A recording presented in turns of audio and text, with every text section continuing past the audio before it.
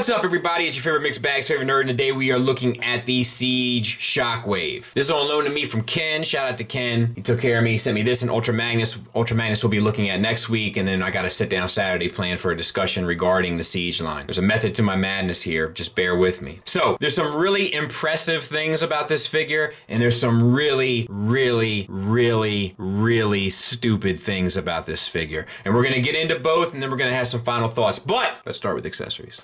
So you get two of these. There's pegs here that can peg into any 5mm port, including the ones on the bottom of his feet. The guns are painted silver, and the wings do articulate up and down depending on your sensibilities. You get two of these. They're basically like feet shoulder arms, and they have wings. There's some painted silver here and some heavy-handed, sloppy weathering. It's not done well. We've seen it done well. This is not an example of it.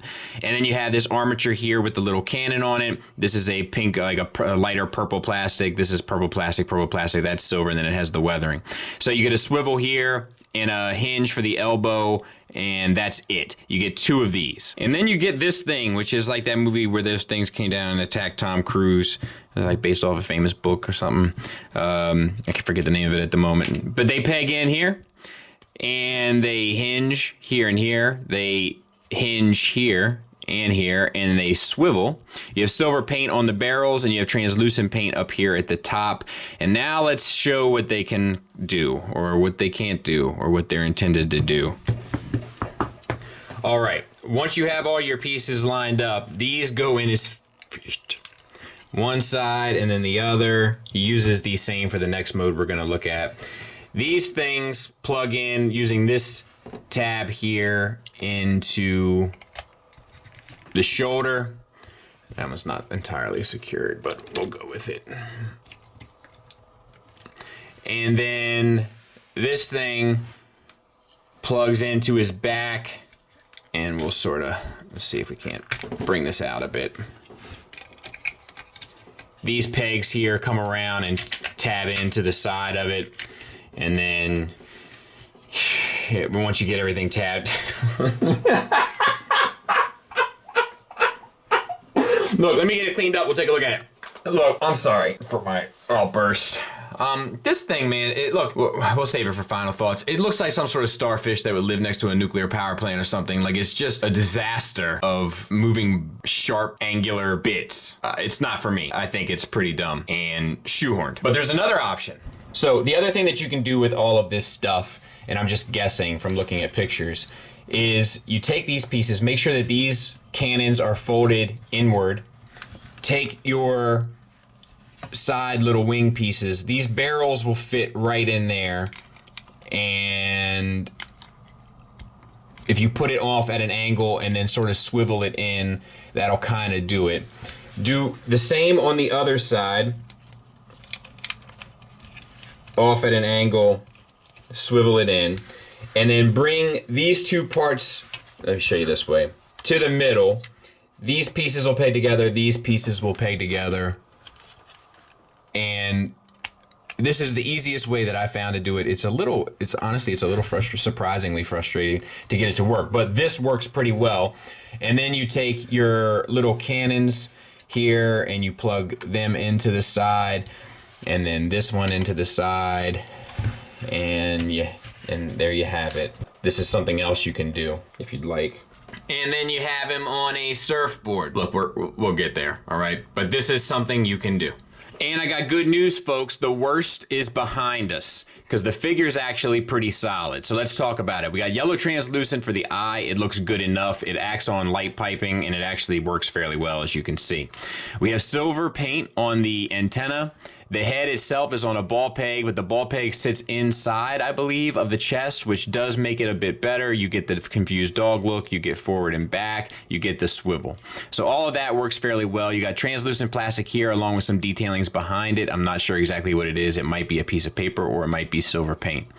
We have a hinge here at the shoulder. That allows you to get the shoulder all the way up. We also have an additional universal joint at the shoulder, which then gets the arm all the way up. So no problems there articulation wise, and you get the swivel. Now you got this hose that you got to be a little mindful of, but other than that, you're fine. And the hose is kind of a character thing, right? And then they put some silver paint drops on it, which is supposed to look like weathering, but it doesn't. It looks sloppy.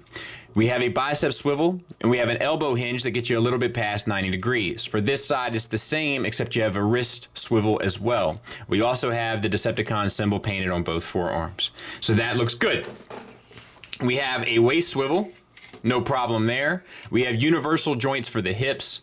That get you all the way out to the side. Forward and back, inconsistent ratchets. Soft ratchets at that. So forward and back are no problem. Thigh swivel at a low cut. We got a little bit of hollow bits in there. Not a whole lot of hollowness on this guy, but we do have them there, which is a bit of a bummer because it does kind of stand out against all the other sculpted details, which there is plenty of if you look throughout. We got a soft ratcheted knee that gets you 90 degrees, and then we have some silver paint there on the sides for like his signature look, as well as silver paint on the feet. And the feet themselves, you do get a swivel here, which gets you a rocker, which is nice. No kind of ankle tilt. And there he is from the back, so pretty clean. Now, the last thing we have to talk about is the weathering.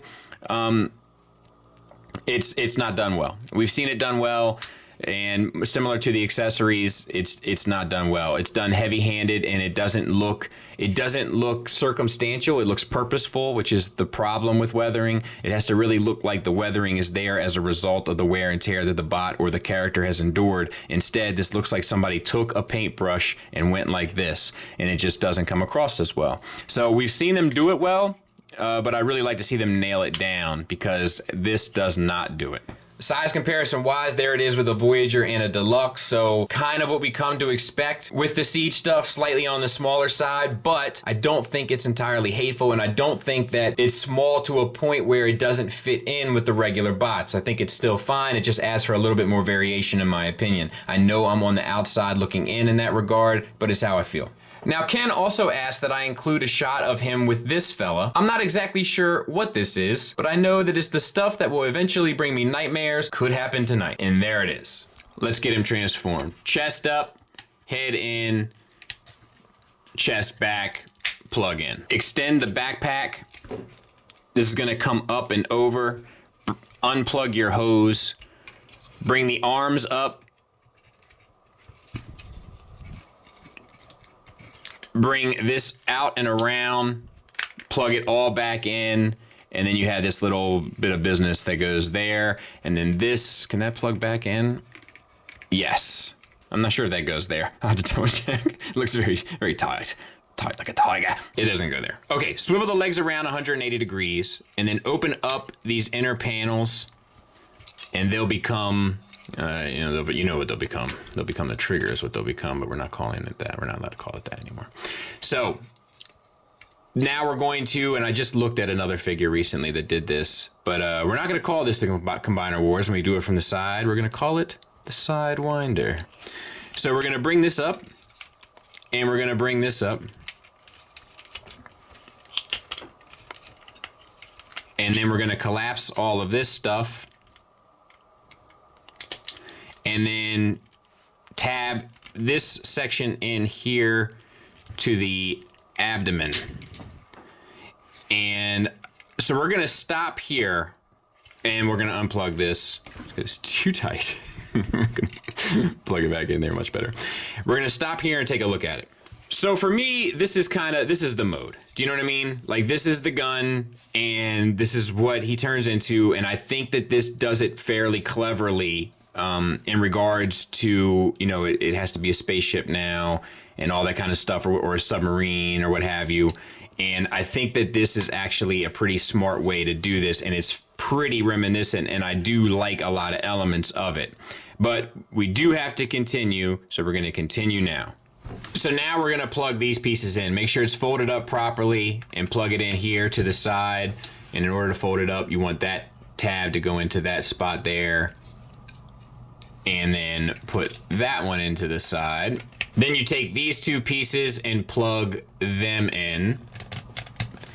And then I think you take these pieces here on the side and bring them up, and you're good to go. I'll clean them up, we'll take a look at them. And there he is. And I guess it's a submarine, or maybe it's a spaceship. It doesn't quite matter. It does look cool. I don't have any issues with this. I think it's fine, and I like the idea that it kind of has the gun mode as well. I think it's fairly effective. The question comes down to, is this worth all of these extra elements that kind of make the thing look ugly in general? And I'm not sure that it is.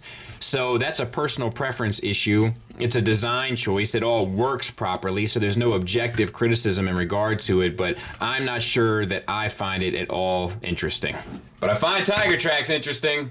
So look, negatives-wise, it's mostly just subjective. I do have one objective criticism, but even that, let's just get into it. My issue is that it comes with all of this extra plastic that you're 100% paying for, and it may not be worth the cost of doing business. Now, obviously, that's a personal question that only you can truly decide. But for me, I find it more of a distraction than I do of anything worthwhile. I think all of the things that it offers in robot mode are stupid, and I think, admittedly, the things that it offers in submarine mode or spaceship mode are pretty cool, but I'm not sure if they're cool enough to justify it. Now, my other criticism is once again the weathering, and that just seems to be on a bell curve. Sometimes they get it right, sometimes it looks like he needs a bath. This is one example where it definitely looks like he needs a bath. They just need to wrap their head around how they want to weather, how they're going to do it, and how to pull it off effectively to make the bot look cool and war-torn and simultaneously looking like it was added on with a brushstroke by someone who didn't care, which might be because their wages aren't great. That's a topic for another day.